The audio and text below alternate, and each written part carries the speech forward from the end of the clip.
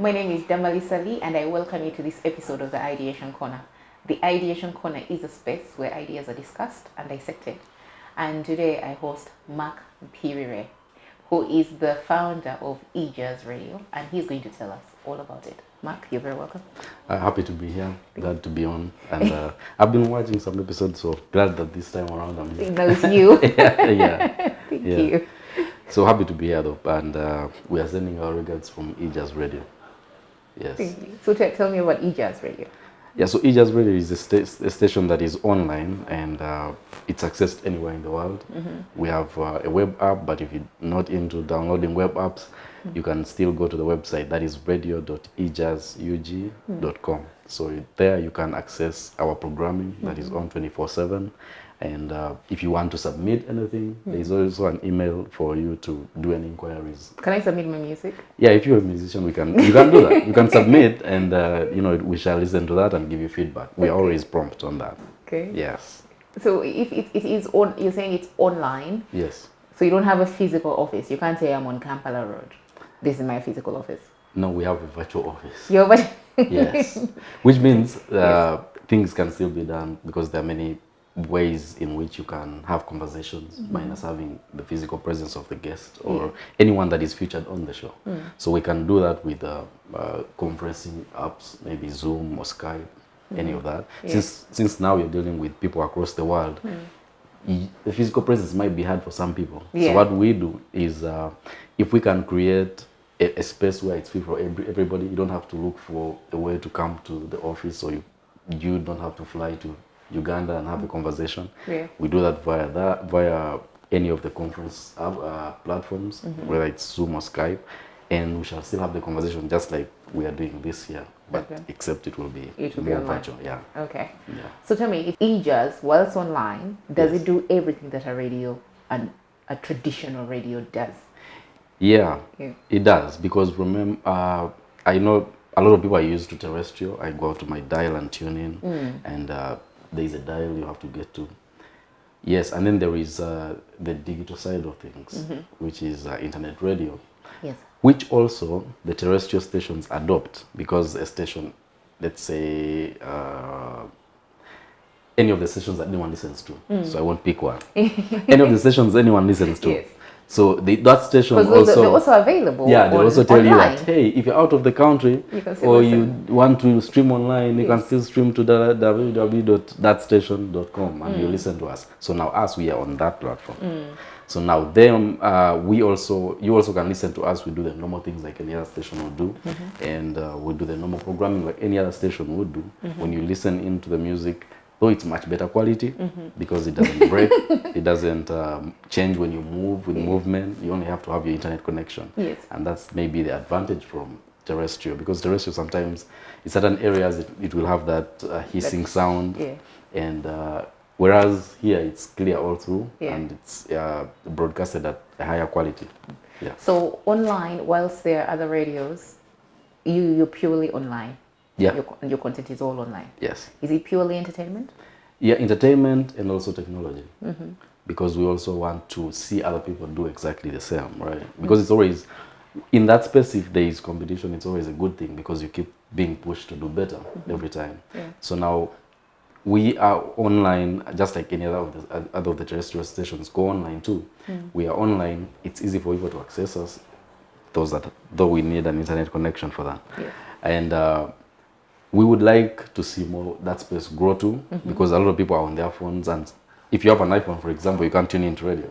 I know. So can I access you? Yeah. If you have an iPhone, you can access us, but you can't tune in to stations. Yes. If you have there's no radio. Yeah, much of the smartphones that are on the high end, they don't have radio. Physical radio. Yeah. If you have an iPad, you don't have access to radio. So all you have to do is now go online and then access the radios that are online. So you have no option but to do that. Okay. So we are targeting that, but also want other people that are on terrestrial, if they can have access to internet, to also come, because whenever someone tunes in online, they really value what you're giving them because they are literally listen to you. Yeah. Yes. So that's what we make sure to give out things that can actually support that. Okay. And you have value for your time. Yeah. Yeah. So given that when you're online, you also have all the other radio stations that avail their services online, how is EJazz performing? No, with performing for the last 3 years, we've been number one as far as streaming in Uganda. And it has been... Number one radio? You're beating the other regular radios? Yes. Online? Yeah, and I would like maybe some of them to also maybe adopt and try to see how they can also upgrade on that end. But yeah, we've been number one for the last 3 years. Mm-hmm. And now this is, we're getting into the 4th year. And you're still number one? And the ratings for December are coming soon. Yes. But I'm sure probably we'll still be in the lead. Okay. Yeah. So it has been doing well. It has been progress year after year. Yeah. But now, given that you told me that it can be accessed wherever. Yeah. Do you have your ranking, say, on the continent? Yeah, on the continent, we are still trying. As far as Africa goes, we are always bouncing in the top 10. Okay. Because there are other bigger industries in Africa, like South Africa. We always have to West go Africa, South Africa, and we are still going toe to toe with them because in 2020 we spent a lot of time in the top 5. 2021 we were in the top 5. Then 2022 we are bouncing in the top 10, 8, 5, 4. Okay, that's pretty good. But in Africa, in Uganda, that has been. I mean, like, if you're in the top 5, top 10 on the continent, I would think in Uganda you're really.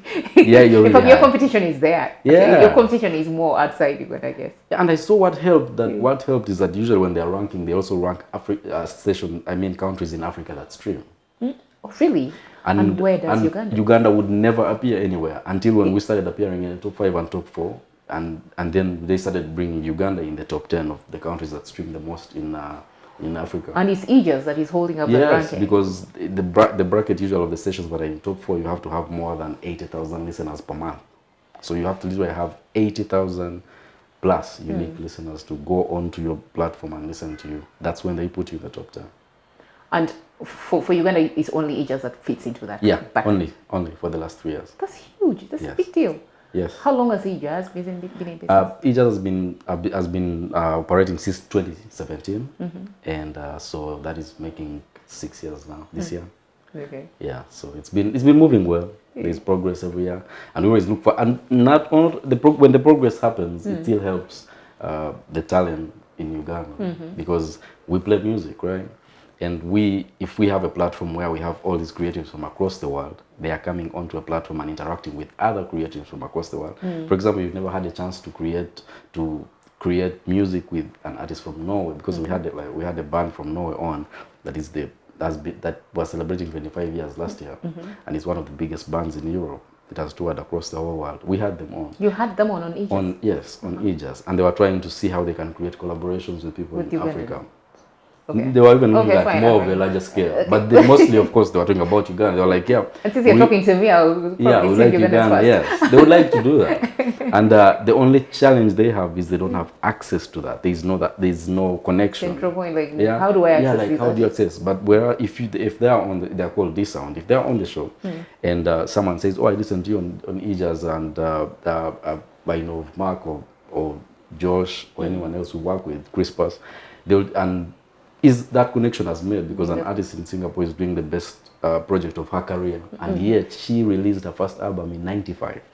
But the biggest project of her career is happening now off a label that was listening to music that we did on EJazz Radio, and then they connected, and all of them had the mutual point was EJazz Radio and Mark. That's it, and they now are working together because of that. Okay. But that's Singapore and France, and then we can still do that in Uganda and create a platform where we have Ugandan artists working with other artists elsewhere. Okay. Because we've had bigger artists on. We've had Kevin Little on the show. We've had Chantel on the show. Really? We've had The Game on the show. We had Music Soul Child on the show. I should have tuned in. Yeah. So you see now when you have access to that, because when I've already had a conversation with Chantel, it's easy for Chantel, who has written for Rihanna, written for herself, had done big songs. It's easy for her to say, oh, hey, here's another artist you can work with.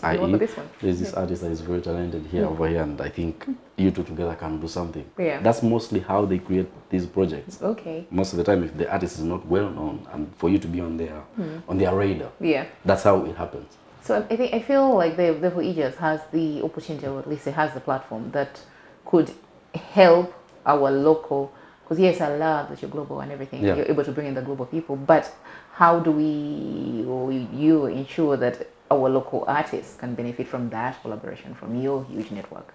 Well, that's what we are trying to do now, right? We are trying to have to even elevate the conversations. Like if we have on a producer that has worked for 30 years and making hit records, we have them on and say, okay, tell us the formula, take us behind the scenes, how is this created?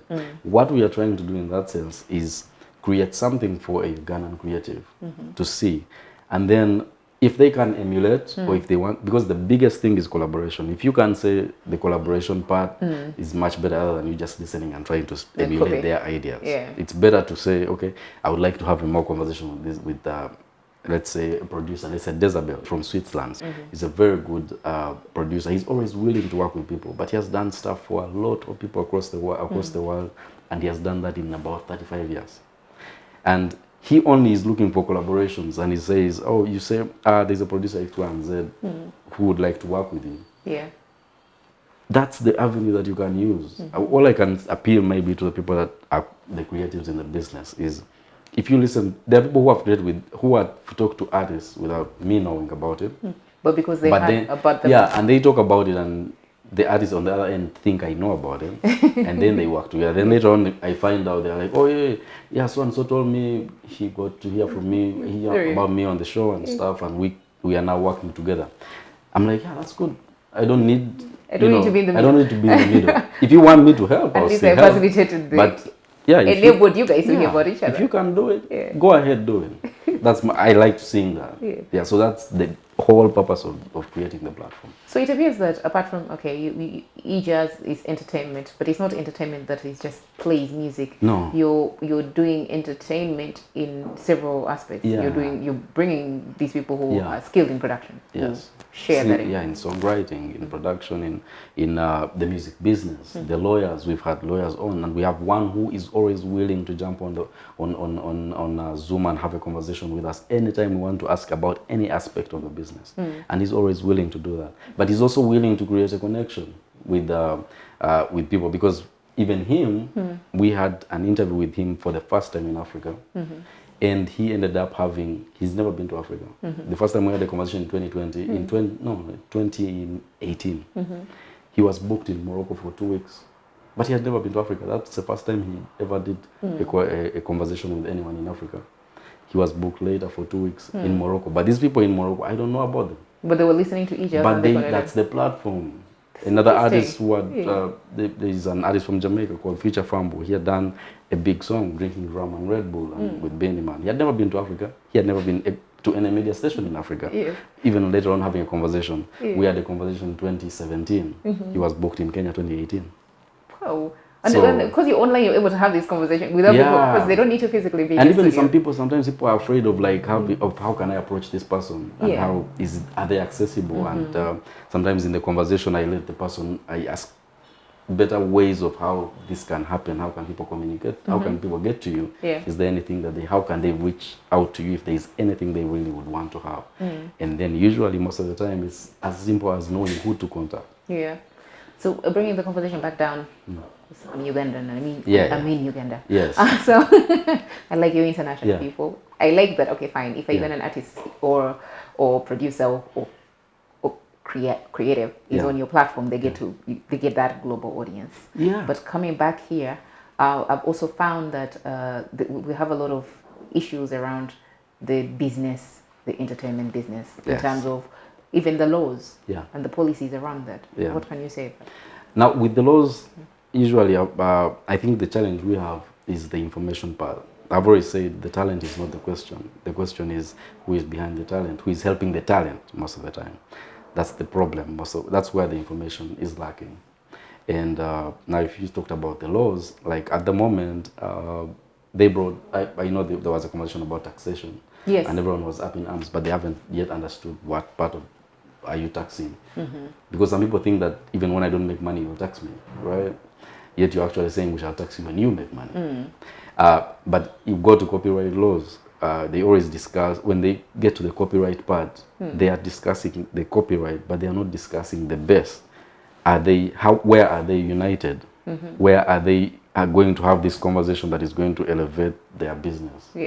If you say, for example, we need to make more money from art, because music makes a lot of money. Every establishment that plays music has to pay. How are you organized in the form that, I know we have organizations here that are supposed to be for artists, like for example the Performing Rights Society, which is UPRS, that is supposed to collect money on behalf of the artists. The artists, even the basic part that, for example, if you want to submit a song to, let's say, Avatar, that's what the people are watching now, or Wakanda, the movie. Hey, okay, so your song can be a soundtrack. You want to send a soundtrack to submit it. The first basic of everything is that the song you have to be a registered member of a performing rights organization of your country. That's the first thing. But here, because the knowledge is not distributed easily for people to access that.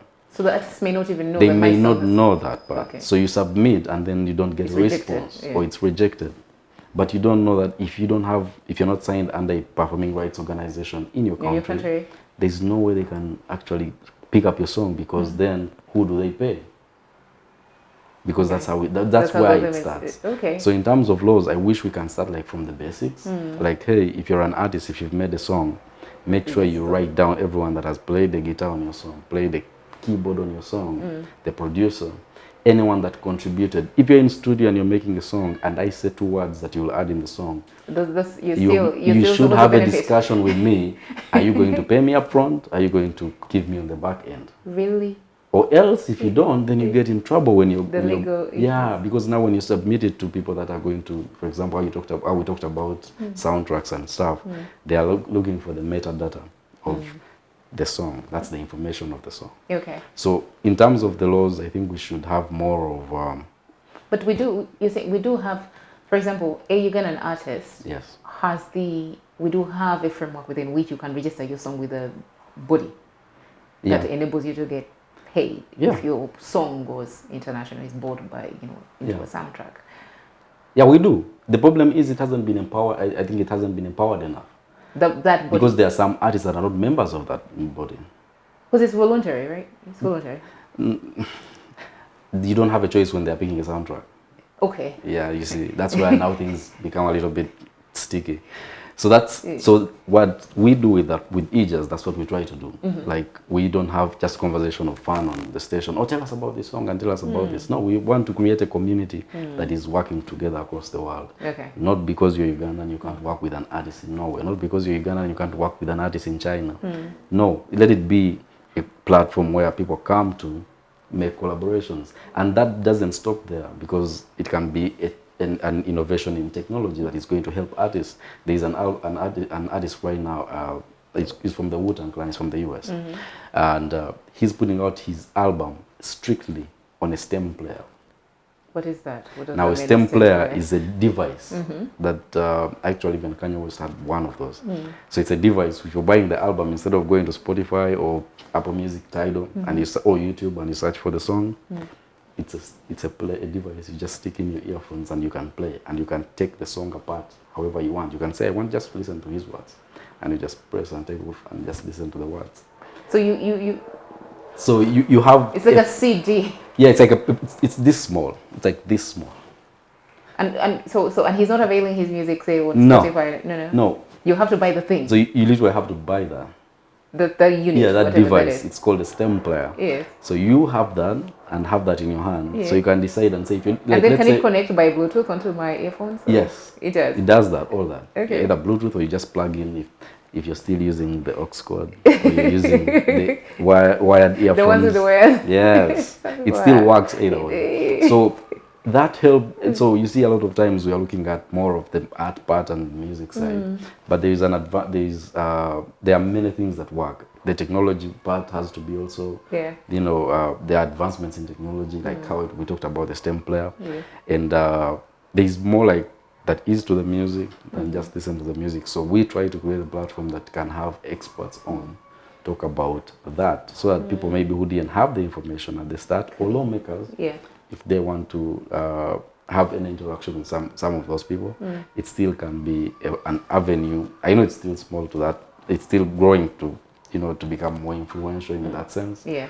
But I think it's good for the basics and helping the musicians or any stakeholder that is in the entertainment business move forward, because we've had movie people on too, people that have played TV shows. We've had an actress from New Amsterdam, the NBC, this NBC series that is on the show all the way online. I like, because you're online, so like you can easily be global. Yes, everything is online. I read that the creative industry is the fastest growing industry globally, but especially on the African continent, fastest, and it's employing the most number of people and has the highest potential for young people employment, both in everything to do with it, the entire value chain, including these live streams, all the tech. And I like that you're doing technology.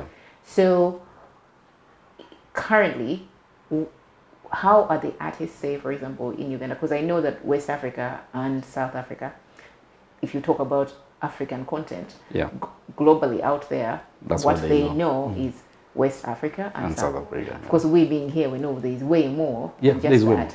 But how do we ensure that we can use technology to catalyze the entire continent? And even now, say, for example, Uganda, how do we make sure our musicians, our movies, our stuff is going out there globally?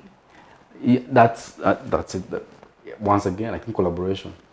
I think collaboration is the thing, because, for example, like with music, I've seen with West African artists, what they do is, if individually they can be successful, right? And they can make big songs and they can be big.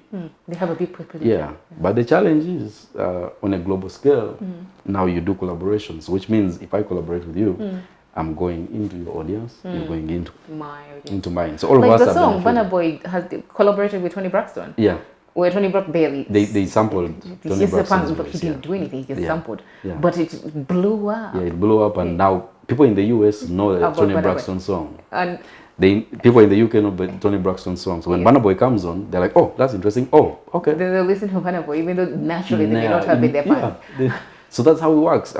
Thames, like another artist, Thames from Nigeria, after collaborating with Drake, she was one of the most streamed artists in Africa. And but she did the Wakanda soundtrack. And she did the Wakanda soundtrack, wrote for Rihanna, and see where she's at right now. So it's all collaboration, because when you pick in, because if people in the US may not know who you are, but if there is a way they can relate to who you are, by like, let's say Burna Boy using a soundtrack, or you collaborating with Drake, well, then they're like, who is this person Drake worked with? And then people usually like things that they can get some familiarity with. And it's tough to just bring in something new and just throw it in there first and say, hey, here's the new thing. So how do our Ugandan creators use technology to it's being get to that level? I think it has to be technology strategic. Is cheaper. It's cheaper. You can't, if you want to go to the US and you want people to know about me, Chameleon, it's harder. And you use technology smartly, but it's cheaper. The strategy has to change and go to more of the easiest way you can get in there is by working with people that are already established in there, which is i.e. why everyone, when they work in here, they're like, I want to get a collaboration. I mean, to sign a record deal with one of the major companies. But even the major companies, to sign you, they have to go with data. Once again, and the unfortunately, data is all online. Unfortunately, with art, it's not only based on your talent. It has to be backed by the data too. Because if they get you as an artist, they have to see the data behind you. Oh, he has good influence, good numbers in Africa. We can tap into this. So that's views. Would they consider my views as one of the biggest thing? Now views also, they have to literally like YouTube views. They go to views and then they ask you, tell us the demographics of the people that listen to you. What age bracket? And are they more male? Are they more female? From where? So usually the numbers, yes, might tell you the bigger picture.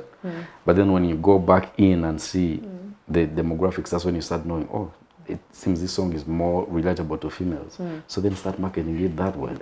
But also, if I know that my song is more marketable to females, then maybe you can only know by the numbers. Exactly. But then also, if I feel like then therefore I know, okay, this particular song is mostly females. So maybe I can get advertisers who are who buy female products. Yes, exactly. And usually those are the biggest. So is this information flowing through our industry, for example? Are our artists and creatives aware so that they can do it smartly? That's why I think that's the one. Unfortunately, I think that's the part that is a bit more on. I wouldn't say it's not promoted that way. I would say more can be done. Yeah, I think more can be done, and more information can be spread across, because a lot of times people know. Some of the few people that know about that information, they really keep quiet and keep it to themselves. Of course, and then it only wants to work for them. Yes. And whereas me, I believe in more of working together, collaborating, and when there is growth, because i.e. when there is growth, both of us grow together. Yeah. Because in this space I've met people that do playlisting, and they're in that space. I'm not in the playlisting space. Playlisting space is where you create like on streaming platforms. Yes. The only way you get successful on Spotify, Apple, Tidal is by working with playlisters. Because because they are like the gatekeepers in that end. The editorial playlist or these other. Because I always have these playlists that they recommend to me, and sometimes I'm like, exactly. That's not a playlist. I don't know where this AI got this kind of playlist. I'm not interested in it. So that's what people do. So that now when I got into that space, I'm like, I'm into the radio side of things. The playlisters we are working together because they also want to promote something they have. Then I also want to promote people that I'm helping work with, and you see. So it becomes like a connection. So, playlisters come in now, or now there is the radio, there is all this thing in one. Question. Yeah. If I'm even an artist, yeah. I'm a singer, yeah. and I want my music to blow up, but I know on Spotify it's mostly South African and West African. Yeah. Is there any way or something I can do to make sure I can get onto those playlists smartly using technology? Yeah, you get to the songs that almost sound like the song you have. Really? That's the thing people don't understand, because in Spotify, the algorithm, the way it works when it's recommending, it recommends. Sometimes if you label your song well and it's categorized well, when it's suggesting a song that is almost in your category, when it plays it, you might be lucky and get in there if someone doesn't just search for you physically. So even the name of my song has to be a little bit similar-ish to... No, it's the category. So if you do a rock song, for example, don't go and label it rock, English, pop, this. Call it rock. In order to try and fall in all those trending brackets, right? You end up falling the way. You end up losing, because now it's confused. They're like, do we put him in a rock? Do we put him in this? Do we put him in English songs? Do we put him in this? Now that's a whole... So it's a whole science behind this. Oh no, it's not just... Unfortunately, people in Africa, most of the time, they think that things just fall out of the blue, and somehow people will go and find you and make you popular. But no, the trick is people... We're almost running out of time, but are these things that are discussed on EJazz? Yeah, this is your regular... Yeah, this is our... Even when we have artists on, we talk about the song, yes, but we want to now talk about how you become that. Okay. And not only that, by the way, the mistakes too. Oh, yeah. So Mark, we're almost out of time. Are there any key things, any key words you want to leave with our viewers? What I would leave with people is you can go and access EJazz Radio on all platforms, on any streaming platform of your choice. For radio, we are all on all major platforms, whether it's TuneIn, whether it's online radio box, whether it's on LA radio, and all that. We are on there. Just search for EJazz Radio, and you can listen to it. And then for the conversations, in case you miss any, not too bad. They're always available. Yeah, you can always go and access them anytime. Okay. And hope to hear from you. There you go, ladies and gentlemen. You heard it. Actually, when you go into the search, I just put in EJazz and it came out. EJazz Radio, and it came out. So, but look forward to hearing back from you. Thank you.